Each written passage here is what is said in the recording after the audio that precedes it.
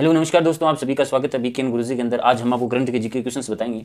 तो सबसे पहले जो आपके पास आता है वो आता है मोटिवेशन स्पीच कि काम ऐसा करो कि पहचान बन जाए, कि काम ऐसा करो कि पहचान बन जाए, हर कदम ऐसा चलो कि निशान बन जाए। वैसे तो यहाँ सब लोग जिंदगी काट लेते हैं, लेकिन जिंदगी ऐसी जियो की मिसाल बन जाए। बहुत बहुत धन्यवाद दोस्तों। इसी के साथ में आज का क्वेश्चन प्रारंभ कर रहे हैं कि पहला क्वेश्चन ये आता है कि श्री महाकाल मालोक गलियारा किस राज्य या केंद्र शासित प्रदेश में स्थित है। दोस्तों बताइएगा, ये बहुत ही बड़ा जो है वो गलियारा चल रहा है अभी। तो गुजरात, मध्य प्रदेश, बिहार और उत्तराखंड। दोस्तों इसका आंसर कमेंट आप करते रहे करो, आपको रेगुलर वीडियो मिलती रहेगी। और ज़्यादा से ज़्यादा चैनल को लाइक शेयर सब्सक्राइब भी कीजिएगा। बहुत बहुत धन्यवाद आप सभी का, एक बार पुनः दिल की गहराई से आपका स्वागत है। तो इसका जो राइट आंसर रहेगा दोस्तों, वो रहेगा आपका मध्य प्रदेश। दोस्तों मध्य प्रदेश के अंदर अभी महाकाल का जो बहुत बड़ा दूसरा जो है वो चरण चल रहा है, उसका उद्घाटन भी हो चुका है। देखिएगा दोस्तों, ये इसकी तस्वीर आपके सामने देखने को मिल रही है। और इसका जो उद्घाटन है वो मुख्यमंत्री इनके शिवराज जी जो है वो चौहान, जिन्होंने इनका उद्घाटन भी किया है। और मध्य प्रदेश आप लोग सब जानते हो, भारत का जो वो है हार्ट ऑफ सिटी के नाम से जानते हैं, ये भी आप लोग जानते हो, ठीक है। और राजस्थान की सीमा में टच भी है ये मध्य प्रदेश। ध्यान दीजिएगा दोस्तों, अभी क्या सिस्टम हो रहा है कि महाकाल का जो कॉरिडोर का दूसरा चरण अभी चल चुका है और इनका जो उद्घाटन है वो शिवराज सिंह चौहान जी के द्वारा भी किया गया है। इसकी जो लागत है वो 242 करोड़ रुपए की है, ये भी आपको याद रखना। और पिछली बार जो हुआ था ये महाकाल, तो उस समय नरेंद्र मोदी जी ने इनका उद्घाटन किया था फर्स्ट चरण के अंदर। और सेकंड चरण के अंदर इनका जो उद्घाटन हुआ है वो मुख्यमंत्री शिवराज सिंह चौहान के द्वारा इनका उद्घाटन किया गया है। दोस्तों बहुत ही ज़बरदस्त ये महाकाल का महालोक चल रहा है, ये भी आपको याद रखना है। सेकेंड क्वेश्चन आपके सामने दोस्तों, ये मध्य प्रदेश के बारे में बताया गया है कि भारत का जो दूसरा बड़ा राज्य जो है वो मध्य प्रदेश ही है, ये भी आपको याद रखना। और आप लोग सब जानते हो कि राज्यपाल जो है इसकी मंगूभाई छगन भाई पटेल है इसके राज्यपाल, और दूसरा है मुख्यमंत्री शिवराज सिंह चौहान है। और इसके अंदर जो संसद ये जो क्षेत्र है वो लोकसभा की 29 सीटें हैं और राज्यसभा की 11 सीटें, ये भी आपको याद रखना। ये मध्य प्रदेश की बेसिक इन्फॉर्मेशन है जो आपको हमेशा याद रखना। और इसके अंदर सबसे बड़ा जो शहर है आपका वो है जबलपुर, ये भी आपको याद रखना, जबलपुर। और इसकी वजह से राजधानी जो है वो भोपाल है, इतना आपको याद रखना। और राजस्थान की जो सीमा भी टच है मध्य प्रदेश की, और सबसे बड़ी सीमा है दोस्तों 1600 मीटर, 1600 किलोमीटर के अंदर इसकी फैली हुई है राजस्थान की सीमा के अंदर मध्य प्रदेश, इतना आपको याद रखना। और सबसे कम जो है वो आपका पंजाब है 89 किलोमीटर के अंदर, ये भी आपको याद रखना है। दूसरा क्वेश्चन आपके सामने आता है कि किस राज्य या केंद्र शासित प्रदेश में ज्ञान सहायक योजना शुरू की है।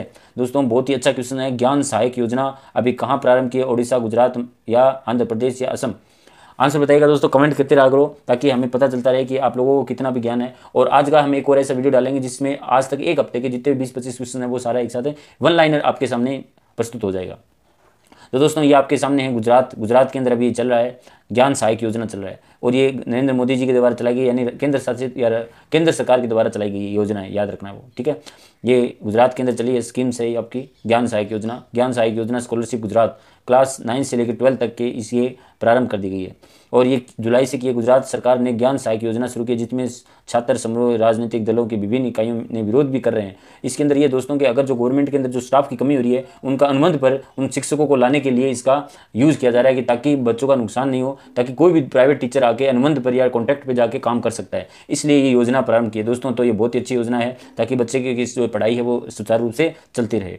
तो ये जो ज्ञान साधना जो योजना है ये दोस्तों गुजरात में चालू कर दी गई है। अब गुजरात के बारे में थोड़ा सा पढ़ लेते हैं। गुजरात की राजधानी आप लोग सब जानते हो गांधीनगर है, और इसके मुख्यमंत्री जो है भूपेश भाई पटेल ये है, और आचार्य देवव्रत है इसके जो है वो मुख्य राज्यपाल है।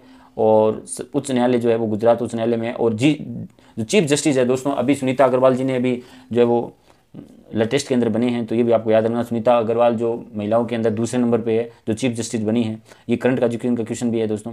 अभी आता है कि राजस्थान में किसने मिस वर्ल्ड 2023 का खिताब जीता है। दोस्तों अब ये पूरे भारत के अंदर बहुत ही बढ़िया न्यूज़ है। देखो राजस्थान में जो है वो राजस्थान की जो एक मिस वर्ल्ड रही है जो पूरे इंडिया के अंदर अपना नाम किया है, मिस वर्ल्ड इंडिया। तो इसका बताइएगा, प्रियंश सेन, कृति सेन, अंजलि त्रिपाठी और सोनम चतुर्वेदी। दोस्तों इसका जो राइट आंसर रहेगा वो रहेगा प्रियांश सेन। ध्यान रखना दोस्तों, ये प्रियांश सेन राजस्थान की है।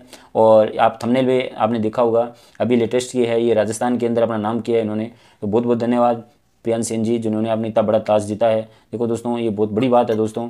और सीकर की रहने वाले प्रियांश ने देश भर में राजस्थान का नाम रोशन किया है, तो बहुत बहुत धन्यवाद। हम भी राजस्थान से बिलोंग करते हैं, तो राजस्थान वालों के लिए बहुत ही गुड न्यूज़ है ये भी।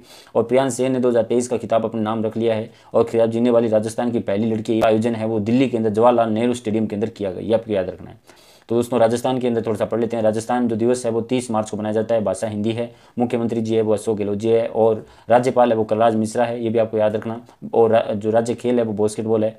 राज्य पुष्प है वो रोइडा है और राज्य पशु है वो ऊँट या चिंगारा है। और राजकीय पक्षी जो है वो गुडाउन है। और राजस्थान का पेश है वो जयपुर को कहा जाता है। कश्मीर है वो उदयपुर, क्योंकि वहाँ पे सबसे ज़्यादा झीलें हैं इसलिए कहा जाता है। नृत्य है वो घूमर है। सबसे बड़ी नदी है वो चंबल नदी है।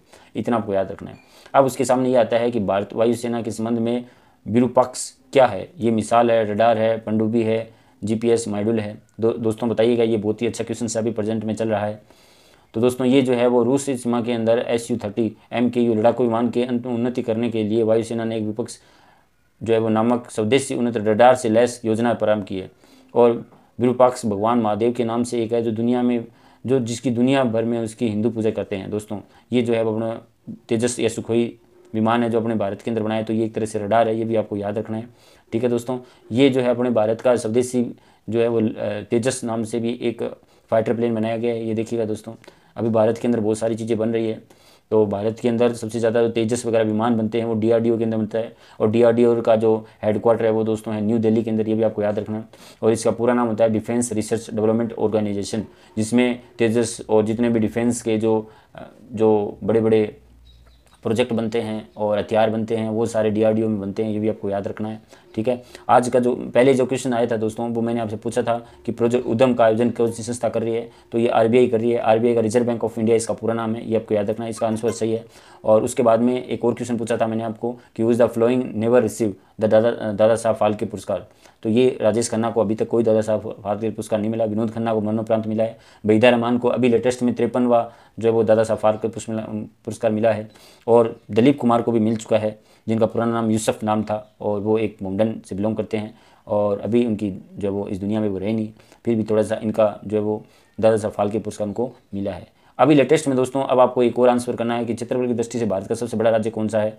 राजस्थान, उत्तर प्रदेश, महाराष्ट्र और गुजरात। दोस्तों सबसे पहले देखिएगा कमेंट कौन करता है और नेक्स्ट अगर आपको करता है तो नेक्स्ट वीडियो में उनका नाम लिया जाएगा। और आप लोग सभी चैनल को लाइक शेयर सब्सक्राइब जरूर कर दीजिएगा। धन्यवाद। और आप लोग का इतना सपोर्ट रहा है इसलिए दोबारा से एक बार दिल की गहराई से आप सभी का धन्यवाद।